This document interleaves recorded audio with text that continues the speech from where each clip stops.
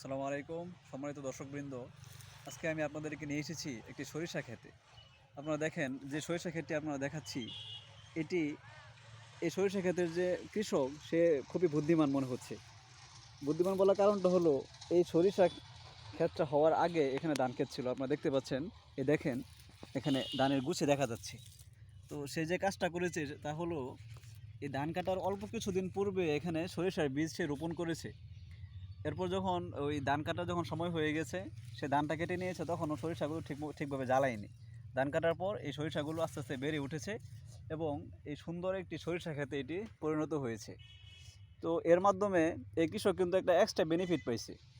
তার এখানে আগে ওই চাষ করতে হয় নাই, চাষ না করাতে তার এখানে অনেকটা খরচ কমে গেছে। সে খুব অল্প খরচে এরকম সুন্দর একটি সরিষা ক্ষেত সে তৈরি করতে পেরেছে। ওই ক্ষেতটার পাশেই ঠিক আরেকটি সরিষা ক্ষেত দেখতে পাচ্ছি।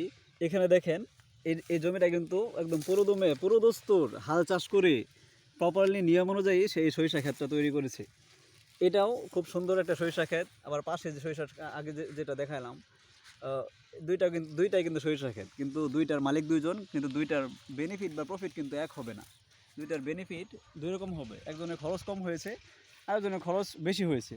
আবার ঠিক এই পাশে দেখেন, এইখানে সব জমি আবাদ, এগুলো সব এই পতিত পড়ে আছে, এগুলোতে কোনো চাষ করা হয় না। চাইলে এই জমির মালিকরাও কিন্তু সেম এই পদ্ধতিতে এই জায়গাটা তারা কাজে লাগাতে পারতো এবং অল্প সময়ে খুব কম পরিশ্রমে এবং কম খরচে এখান থেকে একটা ফসল তারা নিতে পারতো, কিন্তু তারা এটি করেনি।